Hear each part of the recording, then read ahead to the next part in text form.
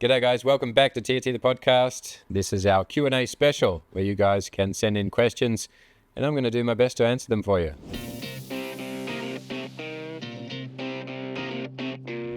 So first question, what do top athletes lack when preparing for a major competition? Probably most of them not much if they're winning. But of course, in my line of work, from my perspective, of course, helping riders for many years at a top level prepare. Most of the time, I'm helping them when something goes wrong. Doesn't always go the way they would like. Specifically for top riders that are on a successful path, they have the feeling like they're doing really good, they're having really good results, the horse is building up, getting more confident, and then all of a sudden there's a little bit of a crash. The most common contributing factors is a lot of the time, doesn't really matter what discipline, eventing, jumping, dressage, vaulting, reining.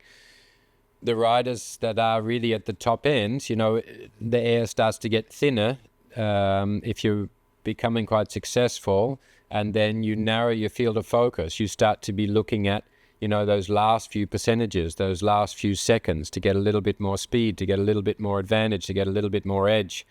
And sometimes we then get very focused on the performance side, the technical aspect. How can I improve a certain area of my test?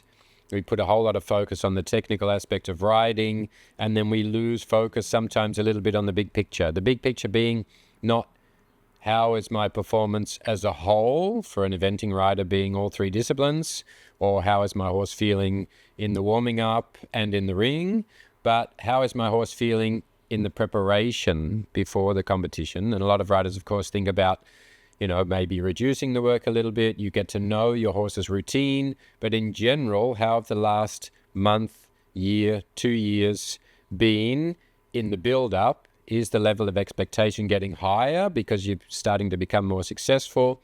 You start to move the bar every time. Your horse starts to become more fit, so his physiology starts to tell him something different. And sometimes when we're really narrow focused on the performance, sometimes when it can come undone is when we lose focus of that bigger picture of how is our horse feeling? What is he thinking? What are the expectations on him? Have we been working also on the environmental impact and the things the horse has to experience and be in the presence of when competing? Is our horses getting over-focused? Maybe you have a pleaser that's then trying too hard and he's pushing himself and we think he's going really well, and actually he takes himself over the management point and ends up with an injury. Or he starts to get insecure because his body's getting to a stage where he feels he's not able to manage, he doesn't feel in control. And sometimes the horses get a little bit insecure, and then we get a little bit of the sensation and the feeling of pressure, anxiety, anticipation, expectation, and all of those small little things build up to a feeling of anxiety, performance anxiety. The body gets into a state of being over-prepared. And then the mental state is, of course, starting to speed up, getting into speeds and levels and circulations of energy that they're also not used to. So we can have horses specifically that have been successful for a long time that sort of get used to operating at a certain level, and they're sort of increasing their performance and getting more comfortable and getting used to the routine and everything's going well. And then we sort of get to this high end and we lose focus of that and it becomes a little bit too much. And it's all those things that start to stack up that means the horse can't manage the situation. And then we get a crack in the program, in the operating system, where the horse all of a sudden starts to become too hot in the last center line in the dressage. He starts to become a little bit noise sensitive. He starts to be not able to stand still in the hole. He might start to get a little bit nervous or insecure in the warming up. The jumping horses may start to get a little bit tighter in the body and they can't lift that last bit in the jump off. They start to feel a little bit more tired through the competition.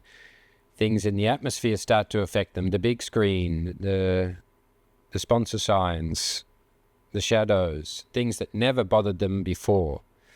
And sometimes it's not got something to do with that specific symptom that you experience, but it's an accumulation of the schedule and the being an athlete that kind of builds up.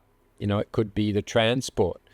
A lot of horses are flying, traveling a lot, and then the body starts to operate in a different way. The digestive system doesn't start to work that well.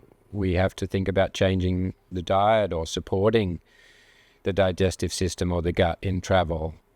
How is the nervous system? How is the self-management system? How is the horse's awareness of his own body, of how it's changing in order for him to self-regulate and be able to stay relaxed, to keep the same breathing pattern?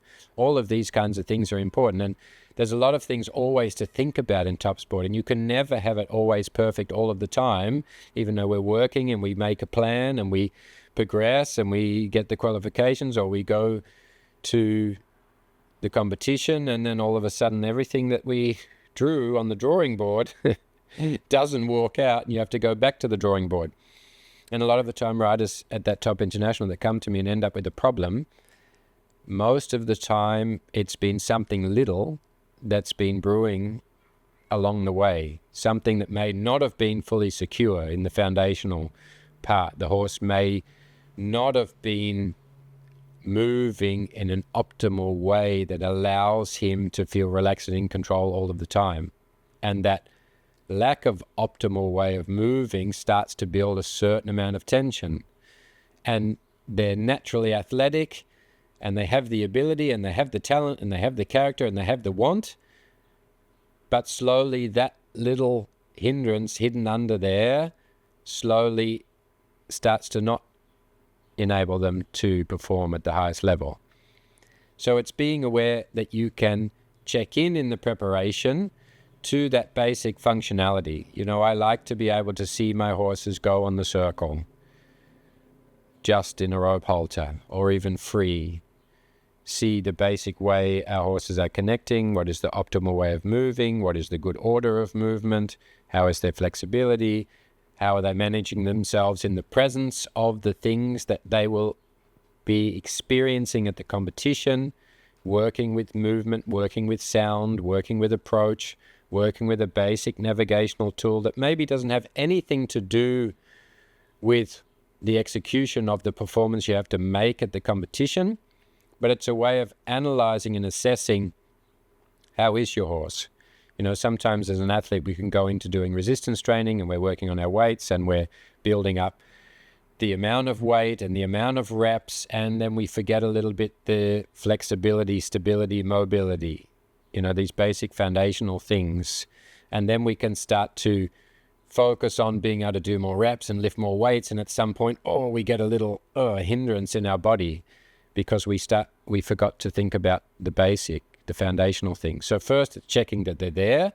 And when you're going through the process of checking that they're there, that gives you a checklist of when you go to the competition to check in order for the horse to check in with himself, that he still has those things under control, that he still is able to be in a totally relaxed state. He still has mobility, flexibility without saddle, bridle, rider.